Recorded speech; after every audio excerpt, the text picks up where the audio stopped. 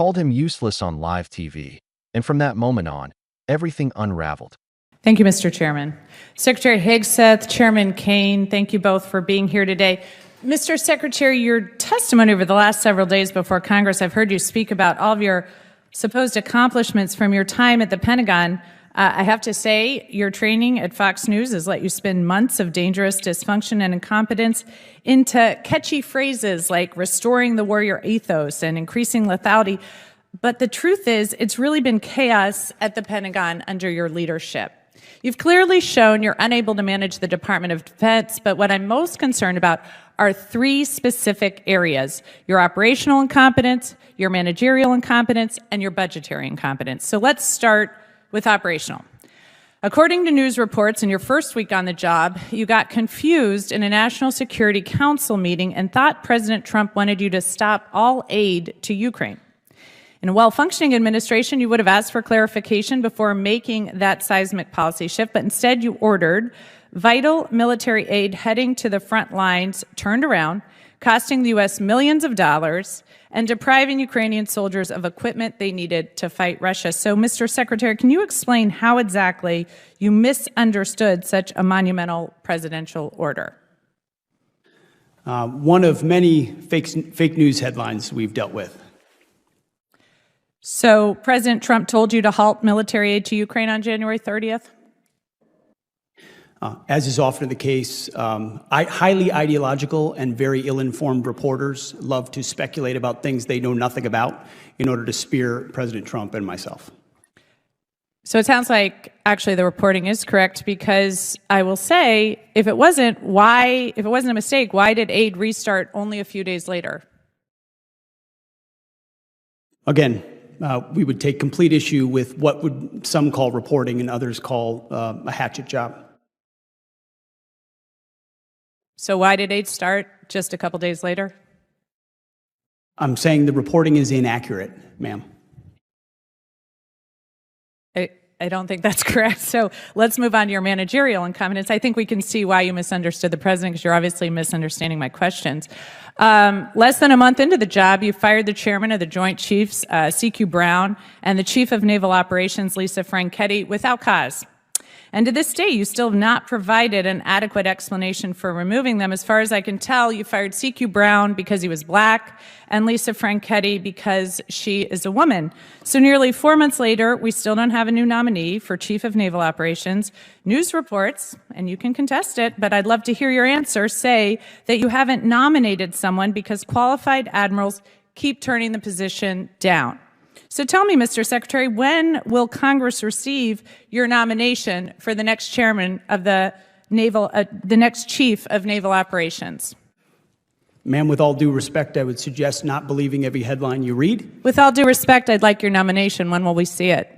There has not a single admiral or any military official has turned down a position that's been So when will we see provided. your nominee for the chief of naval operations? In due time, for all the right reasons.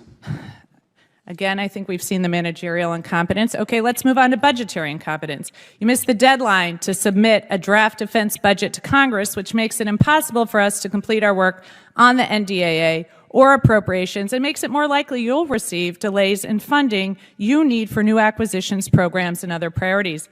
Additionally, you're blowing money on poorly conceived operations and vanity projects for President Trump. Retrofitting the Qatari jet to serve as Air Force One will cost about $400 million. The parade in D.C. this weekend will cost upwards of $40 million.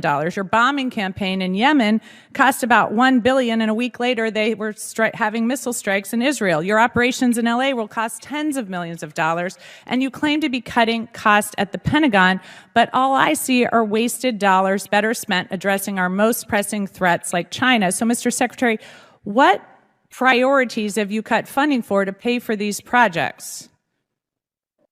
Ma'am, I would just say your list left off securing the southern border. So, Mr. Secretary, what priorities have you cut funding for to pay for these projects?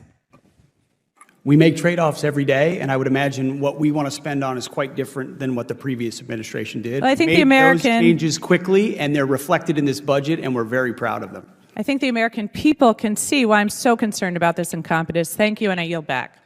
Gentlelady yields back. Chair, and I recognize the gentleman from Florida, Mr. Mills. Thank you. Yield back my time. Gentleman's time's expired. Chair, and I recognize the gentlelady from New Hampshire, Ms. Goodlander.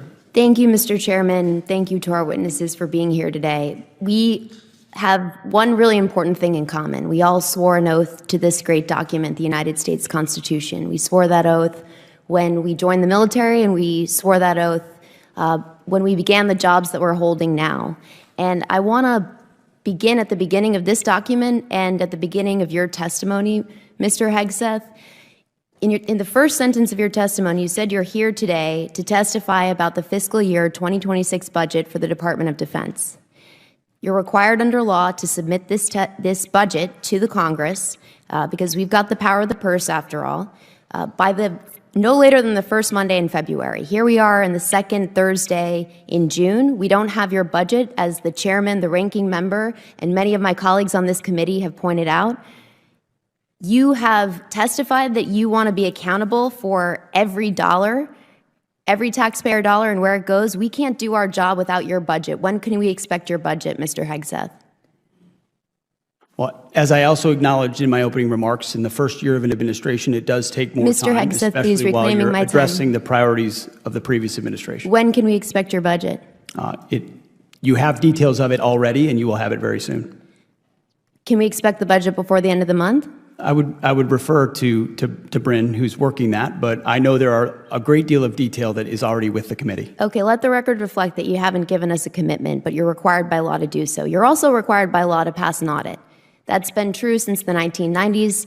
The Department of Defense is the only department that has continually failed an audit. You've committed to passing an audit in 2028, but we expect you to pass an audit this year and hope you will work with us to achieve that goal.